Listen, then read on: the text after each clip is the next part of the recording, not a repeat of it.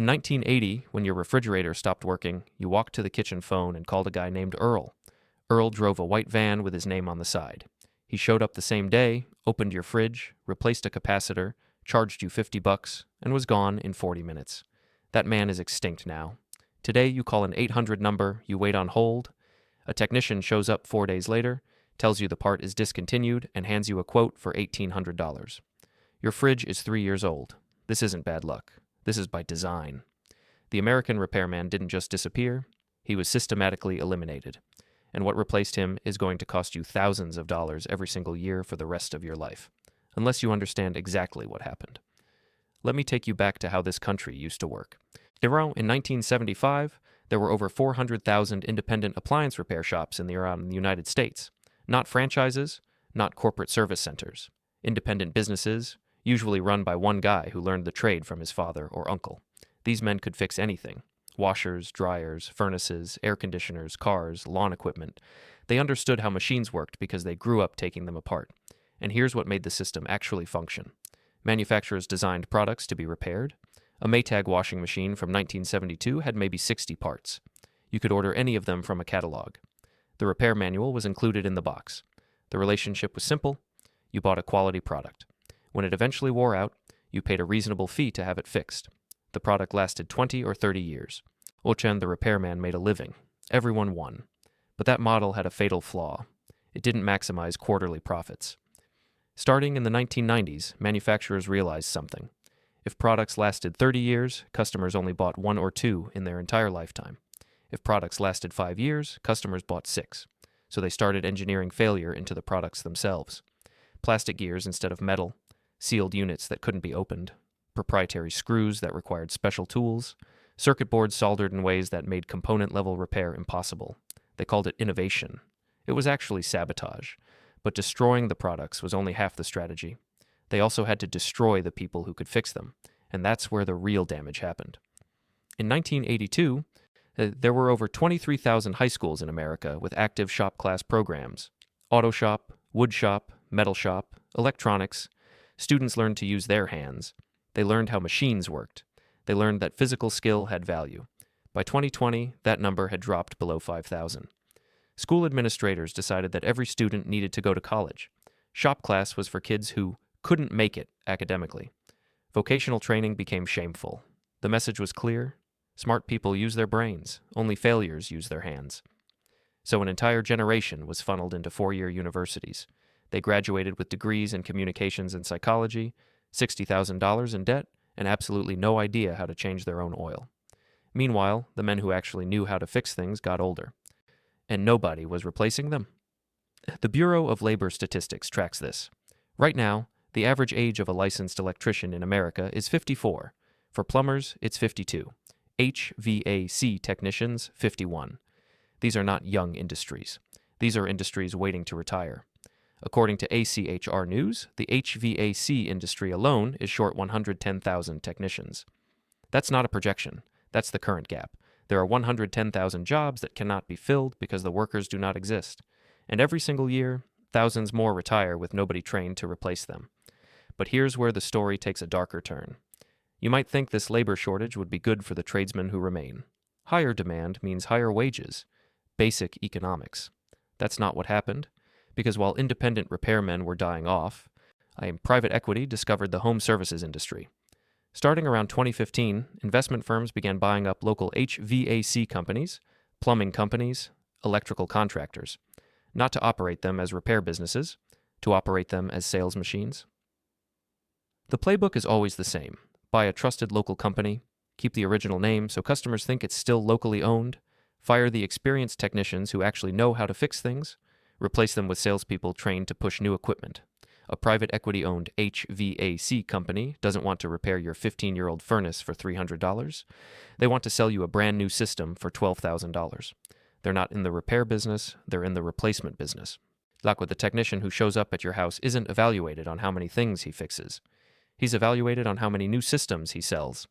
His commission depends on convincing you that repair is impossible. So he tells you your compressor is shot. He tells you the parts are obsolete.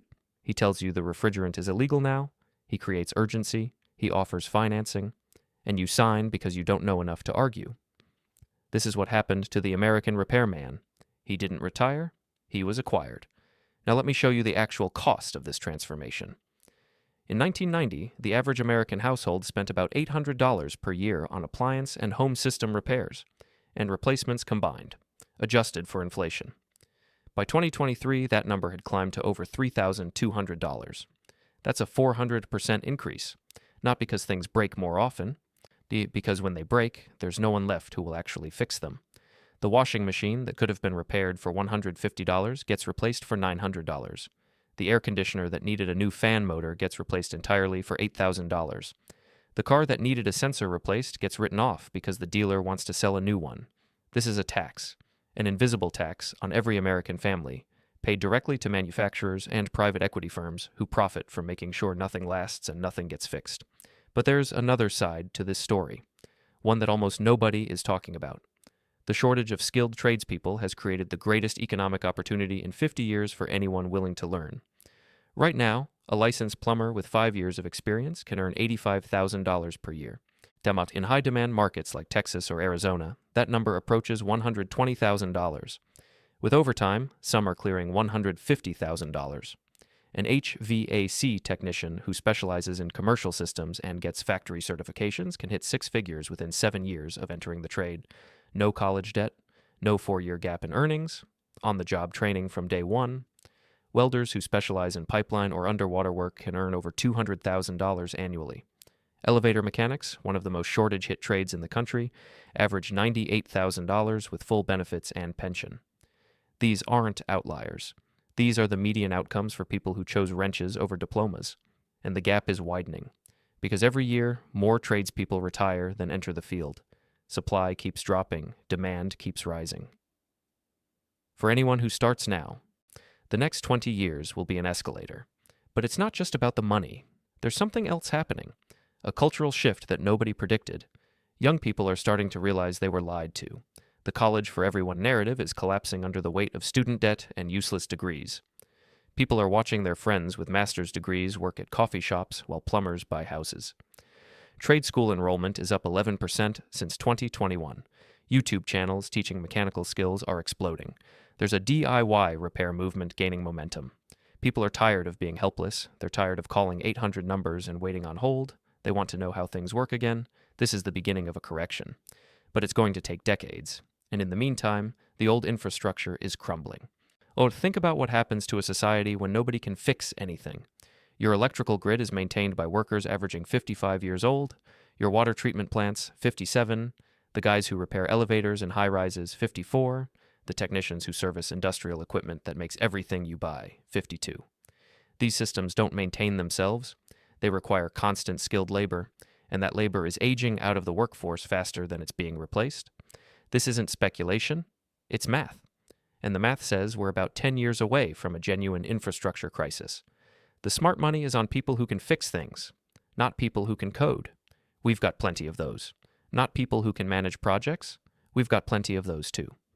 The scarce resource, the thing that will be worth more than gold in the coming decades, luck is the ability to walk up to a broken machine, understand what's wrong, and make it work again.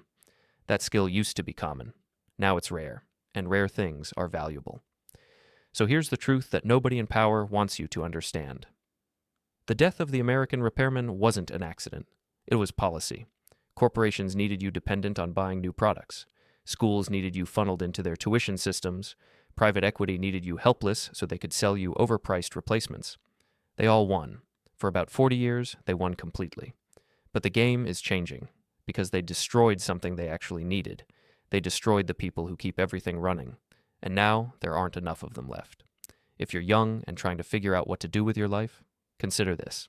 The world doesn't need more managers. It doesn't need more consultants. It doesn't need more people who are good at PowerPoint. It needs people who can use a wrench. That's the opportunity hiding inside the collapse. The people who figure this out first are going to thrive. Everyone else is going to keep paying the tax. 400% more every year for the privilege of being helpless. The future belongs to people who can fix things, and right now, almost nobody can.